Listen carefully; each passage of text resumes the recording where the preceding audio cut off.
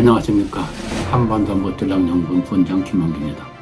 오늘은 바이든의 정책적인 대선 중도 사태로 민주당의 구원투수로 등장한 해리스와 트럼프 간 벌어지고 있는 미대선 전국에 대해서 말씀드리고자 합니다.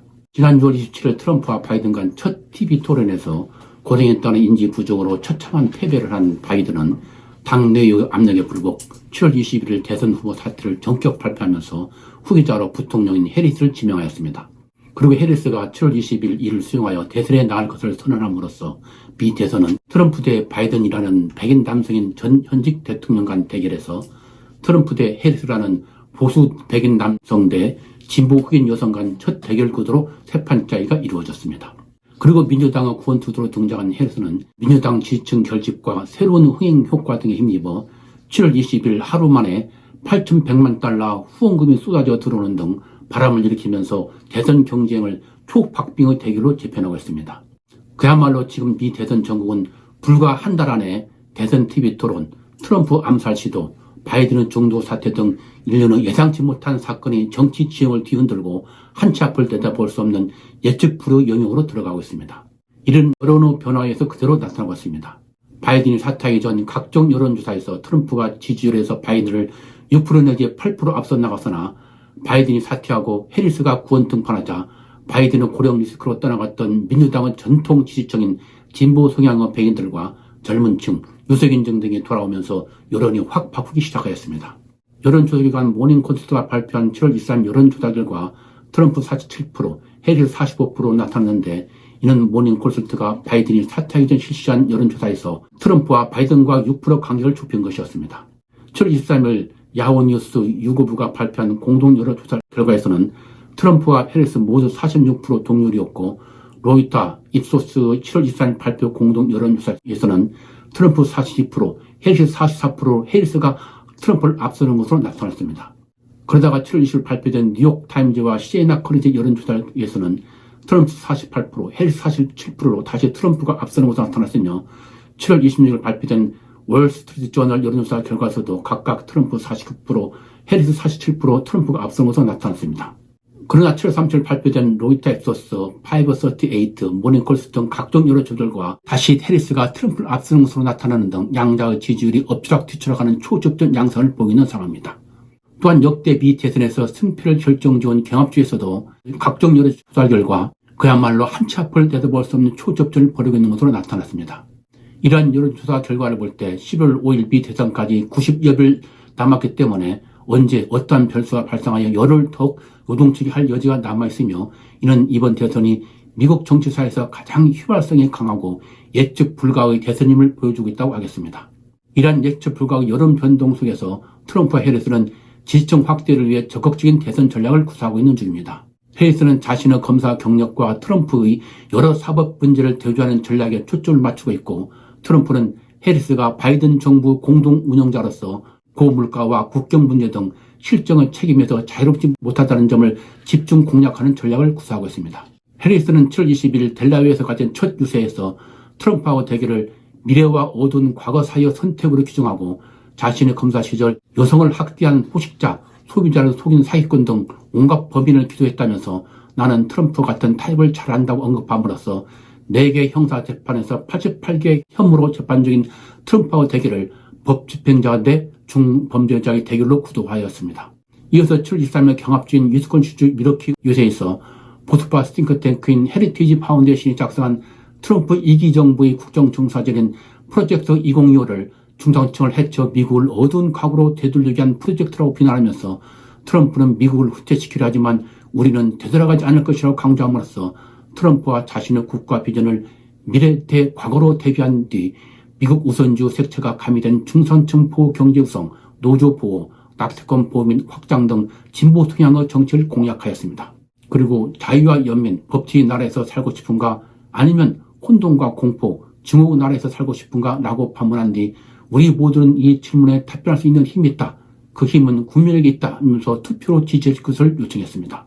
이와 같이 해리스는 검사 출신 여성 정치인이라는 정체성을 내세우며 검사 대 중범죄자와 미래 대 과거, 자유 대 혼란으로 대선 구도 재편을 시도하고 있는 중입니다. 이에 반해 트럼프는 그동안 바이든 행정부 최대 실전이라고 비판해온 고물가와 불법 이민 문제, 두개 전쟁 등에 대한 우려 등 대내 정책 실패에 해리스가 바이든 못지않게 책임이 있으며 해리스가 바이든보다 더 진보적이라는 색깔론을 펴고 있습니다. 트럼프는 7월 24일 노스캐롤라이나주 유세에서 지난 3년 반 동안 거짓말쟁이 해리스는 바이든은 재앙적인 정책의 추진력을 제공한 급진적인 진보주의자였으며 대통령이 되면 미국을 파괴할 극단주의적인 좌파 미치광이라고 비난하였고, 이어서 7월 26일 플로리다주 유세에서는 해리스 부통령을 향해 미국 역사상 가장 무능하고 인기 없는 실패한 부통령, 무능한 부통령, 가장 국자 부통령이라고 부르면서 공격했습니다. 그리고 7월 27일 미네소타주 유세에서도 해리스를 극좌 미치광이, 미친 진보주의자, 미국 역사상 가장 무능하고 인기 없고 좌편향 부통령이라는 주장을 반복하는 등 해리스를 극좌 후보로 규정하는 색깔론 공세를 이어나갔습니다. 이는 보수층의 결집을 노린 것으로 특히 바이든 정부 정책 실패에 대한 중상층 이하 백인들의 불만을 겨냥한 것이라고 하겠습니다. 이와 같이 트럼프와 해리스는 전통적인 지침을 결집하고 중도층으로서의 확정을 위한 전략을 전개하면서 격렬한 충돌을 하고 있어 대선을 90여일 앞두고 미 대선 전국은 그야말로 한치 앞을 내다볼 수 없는 초박빙의 호미상을 보이고 있는 상황입니다. 따라서 이제 90여일을 앞두고 미 대선 전망을 해보기 위해서는 다음과 같은 것들을 지켜볼 필요가 있다고 할 것입니다. 첫째, 진보 보수를 떠나서 미 국민들의 최대 관심사는 경제 문제입니다. 바이든의 경제정책, 즉 바이든노믹스가 가져온 고물가 문제를 해리스가 어떻게 관리해 나갈 것인지가 대선 승부를 결정짓는 최대 변수가 될 것으로 보입니다. 불법 이민자 증가에 따른 일자리 상실, 고물가와 주택가격과 임대료 상승 등으로 서민들의 생활이 힘겨워지면서 트럼프 정부 시절의 미국 우선주의에 기반한 불법 이민 단속, 저물가와 안정된 생활에 대해 향수를 느끼는 서민들이 증가하고 있다는 것이 해리스가 해결해야 할 최대 과제라고 하겠습니다. 두 번째는 미국의 백인 주류 사회에 여전히 남아있는 인종과 성별에 대한 편견입니다.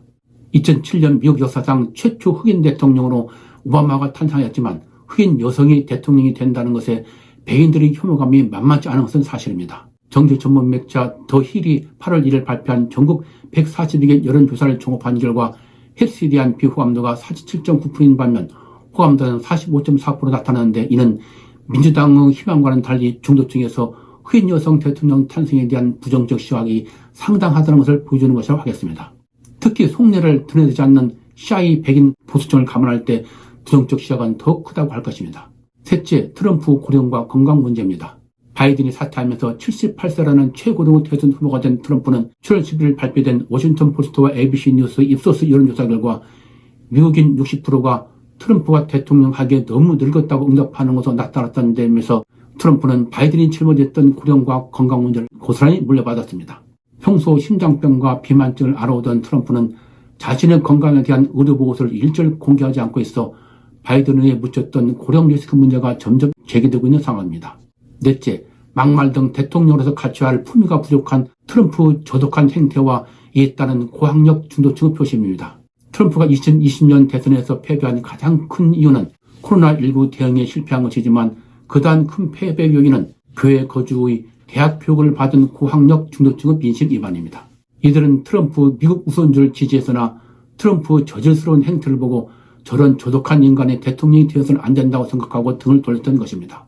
트럼프가 남은 대선 기간 90일 동안 막말과 저질스러운 행태를 제기할 경우 바이든에 실망한 이들의 표심이 다시 돌아올 가능성은 적다고 할 것입니다. 다섯째, 향후 있을 트럼프와 해리스 간 TV 토론입니다. 6월 27일 트럼프와 바이든의 TV 토론에서 바이든이 참패함으로써 결국 후보 사퇴를 한 것처럼 트럼프와 해리스 간 TV 토론 결과가 미국민들의 표심에 큰 영향을 미칠 것입니다. 마지막으로 트럼프의 피격과 같은 돌발 사태 발생이라고 하겠습니다. 트럼프가 피격 이후 지지를 쏟고 강인한 지도자로서 이미지를 부각시킨 것처럼 예상치 못한 돌발 사태 발생도 대선에 큰 영향을 미칠 것입니다. 이상 살펴본 것과 같이 이번 대선은 여성 대 남성, 흑인 대 백인, 진보 좌파 대 보수파 등 모든 면에서 정체성의 대척점에서 벌어지는 대결로서 미국 사회가 양분되어 있음을 적나라하게 드러내주고 있습니다. 따라서 어느 쪽이 이기든 미국 사회는 통합 방향보다는 현재의 정치 사회적 양극화가 더욱 심화되는 쪽으로 움직일 가능성이 크다고 할 것입니다. 트럼프가 승리하면 미국 우선주가 더욱 강화되면서 대외적으로 보호주와 신고립주가 심화되고, 이에 따라 제1차 대전 종료 후 일본은 진주만 습격이 있을 때까지 멀로 독트론에 따라 철저한 고립주를 취했던 전간기의 시대가 재현될 가능성이 크다고 할 것입니다. 그리고 해리스가 승리하면 바이든 정부 정책 기조를 유지할 것이나 미국 사회 저변에 광범위하게 퍼져 있는 미국 우선주의 정서를 감안 중산층 보호를 위해 바이든보다는 좀 더 보수적인 대내 정책을 전개해 나갈 것으로 전망됩니다.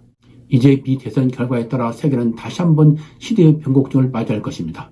따라서 이에 대비하여 플랜 A, 플랜 B 등 다양한 대응책을 마련해 나가야 할 것입니다. 오늘은 갈수록 혼미성을 보이고 있는 미대선 정국에 대해서 말씀드렸습니다. 진짜 여러분은 미대선 정국에 대한 이해에 도움이 됐으면 좋겠습니다. 시청해주셔서 감사합니다.